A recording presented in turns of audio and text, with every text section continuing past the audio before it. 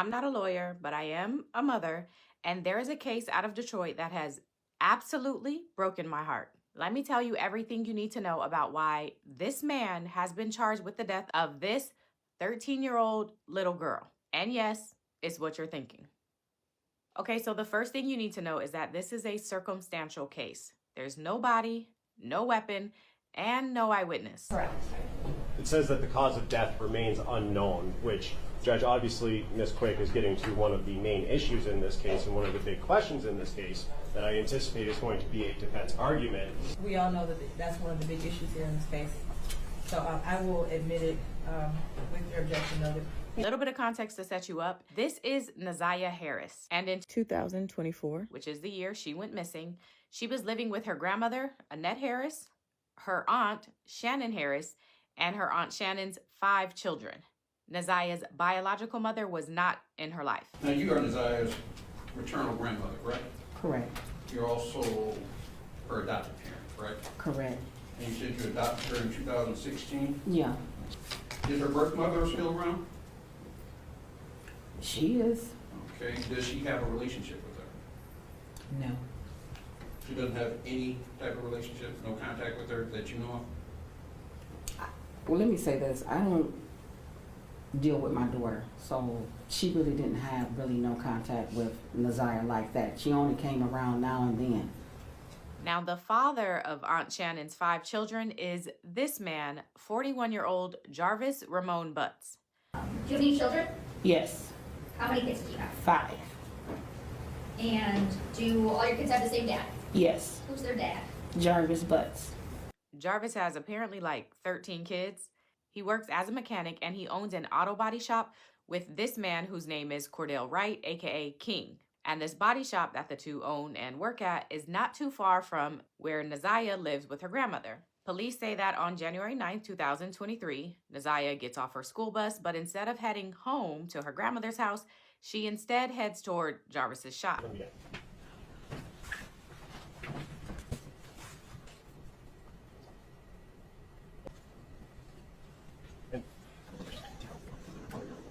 It is January 9th, 2024, 2:54 p.m. Now, before she reaches the shop, Jarvis and King see her as they are on their way back from picking up a part from the auto store. On our way back from AutoZone, I believe we forgot something. So we ended up turning back around, going back to AutoZone, grabbed whatever we forgot, came back. And on our way back, we was coming down Harbor. Jarvis said, I see my niece right there, she walking. We pulled into Angel's liquor store. I still didn't see her. He pointed across my face, said she right there. She was coming across the street at that time. She got in the truck with us. She spoke, hi King, hi Jay, and we proceeded back to the shop. We started working on the Jaguar, putting the parts back on. Now, multiple people testify about seeing a little girl with Jarvis on January 9th, the day she went missing, including Jarvis's own sister, who brought her car up to the shop that day. And what's the reason that you went and talked to Detroit police? I had reason to believe that I saw Naziah the day she went missing. Okay. From the very beginning, where is it that you think you saw Naziah? At the shop on Harbor Encounters. Okay, and whose shop is that? My brother Jarvis Butts and his partner. What's the reason you were at your brother's shop that day? Something was wrong with the car that I was driving, and I just needed him to check it out to make sure it was safe for me to drive. Okay. Do you recall about what time did you go to Jarvis's shop that day? About 4 p.m., give or take a few minutes. So I was sitting outside of the shop in my car because they were working on another car on the inside. As I sat there for the time that I was there, I kept seeing a little girl get in and out of his truck, going to the gas station and going back to his car. Do you get a look at this little girl that you see getting in and out of his car? I saw her as she was walking. I never saw her face. I just remember her having on a colorful jacket. Did you know who this little girl was at the time? No. And did you ever ask Jarvis who the little girl was? Yes. And what did he tell you? He told me, and I can't remember if it was this exact word, or he said it's my partner's niece, or he said it was King's niece. Okay, but you knew who he was referring to? Yes. Okay. Did you think anything of it at the time? No. Okay. Okay, and what is it that made you think something different? I received phone call, or a video call from one of his kids' mom. She told me about some things that happened on Valentine's Day, and then she sent me a video of a podcast about my brother. So, based on those, do you go and talk to someone else? Yes, Okay. Who do you go and talk to? his partner, King. Okay. After I mentioned to him that I had only saw my nieces and one particular little girl, he then told me that that was Naziah that I saw that day and I was there. What is it that you did after speaking with King that day? I called Shannon Harris and I asked her for Sergeant Jones' phone number. Okay. And,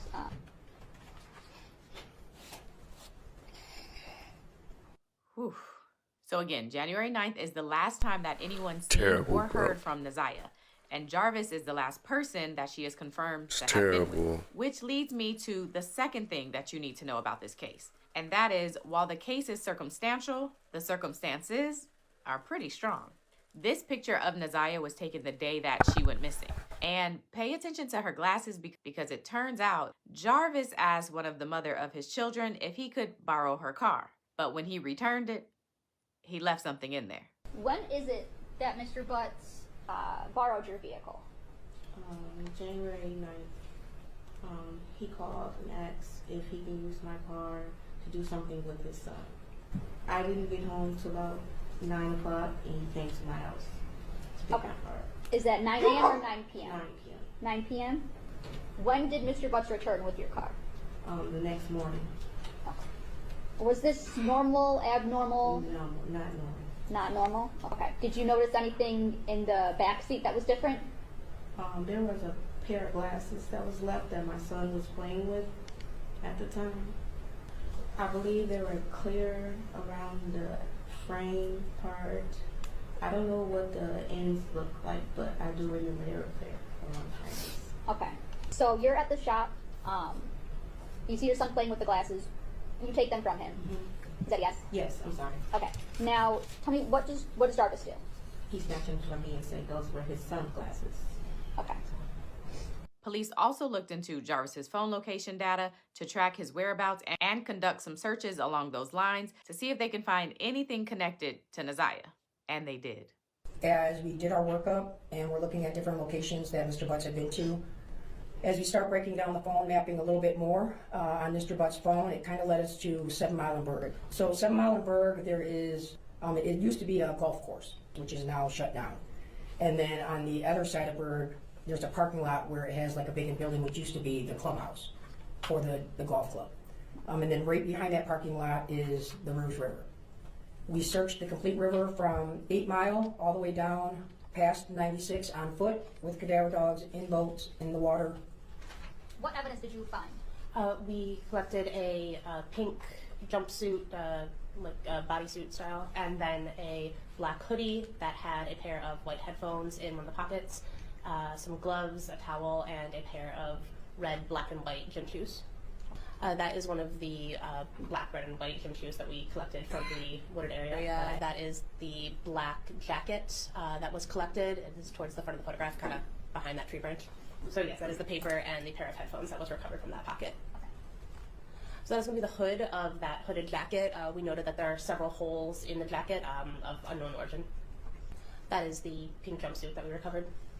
So how close was the Rouge River, I guess, to the area that you were searching? So there was a large parking lot just off of the west side of Berg, and then there was an embankment leading down to the river. I would say less than 500 feet. Come back for part 2 of this recap. I'm not a lawyer, but Jarvis Butts, the 42-year-old Detroit man accused of impregnating and then taking the life of this 13-year-old girl named Naziah Harris, had a court hearing today. So for all the people asking about an update on this case, let me fill you in. Before we dive in, it's worth noting that Jarvis Butts is currently facing charges for more than just Naziah Harris. He at this point has at least 5 open cases, and at the beginning of today's hearing, the judge read off all 5 case numbers. We're calling cases 24002-236, 24006-232, 25000218, and lastly 25000241. These are all in the matters of People versus Jarvis Butts. I apologize, I believe I missed one. There's also file 25004478. So as you can see, the one ending in 236 is for second-degree criminal conduct for a person under 13. Case ending in 232 is for first and second degree criminal conduct with a person under 13. Then there's case ending in 241. That's for first and second degree for a person under 13. The case ending in 218 is Naziah's case. That includes first degree M. And then the last case the judge read ends in 478, and that's for first and third degree criminal conduct. So there were a few reasons for today's hearing. The first is he was formally arraigned on that last case, the one ending in 478, which basically means they told him his charges and then he entered his plea. All right, well, let's start with the file that Mr. Butts is here to be arraigned on, that being the file ending in 4478. How does he wish to proceed for arraignment purposes? Yeah. Mr. Butts would waive the formal reading of the information. He stands mute. We ask the court to enter a plea of not guilty on his behalf. Thank you. A plea of not guilty will be entered on his behalf. And then the attorneys went to the next point of this hearing, and that is his attorneys were arguing that charges on two of his cases should be thrown out. Follow me. So one of the biggest differences between first degree criminal conduct and second degree criminal conduct is penetration. First degree criminal conduct requires penetration, while second degree only requires contact. So Jarvis's attorneys are arguing that in the cases ending in 232 and 241, Jarvis is charged with first degree, meaning penetration, but they're saying based on what these alleged victims have said, there was no actual penetration, just touching, and so the first degree criminal conduct charges should be thrown out. I want y'all to know it is really hard to cover anything related to this man and this case. Really hard. Okay, so here is a quick clip of one of his attorneys talking about the case that ends in 232. And for context, this case involves a girl who is now 13 years old, but at the time this incident took place, she was only 4 years old. She testified that at the time of the incident, she was 4 years old. Her testimony was she was home with Mr. Butts and Mr. Butts' girlfriend.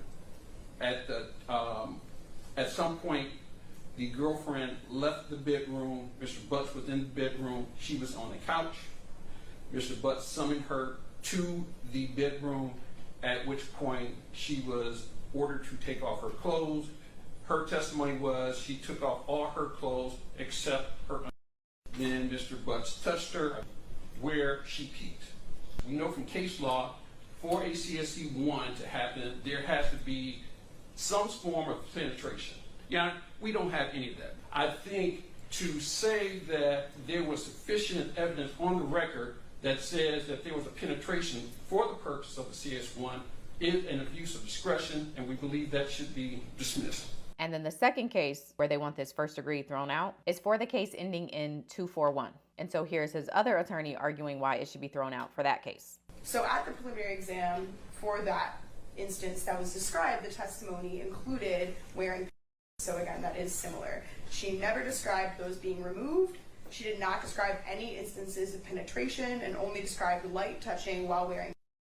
In conclusion, the prosecution did not meet the probable cause standard for first-degree criminal conduct because there was no evidence of penetration. Now, in response to this motion to have these charges thrown out, the prosecutor argues that both victims indicated that there was penetration. For the first case, the prosecutor says that when the victim said that the touching was happening at the bottom part of where pee comes out, that qualifies as penetration.